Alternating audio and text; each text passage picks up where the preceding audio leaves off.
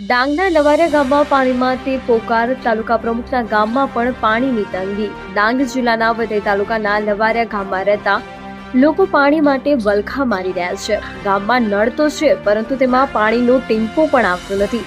આ ગામ વઘઈ તાલુકાના પ્રમુખ ચંદ્રબાઈનું છે, છતાં અહીં પાણીની આટલી ગંભીર સમસ્યા છે.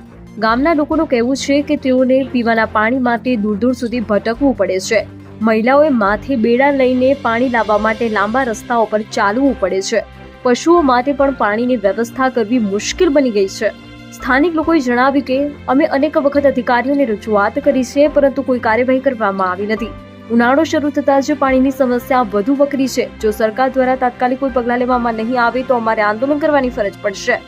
વઘઈ તાલુકા પ્રમુખના ગામના જ પાણીની આટલી ખરાબ પરિસ્થિતિ હોય, અન્ય ગામડાઓની હાલત કેવી હશે એ વિચારવું પણ મુશ્કેલ છે.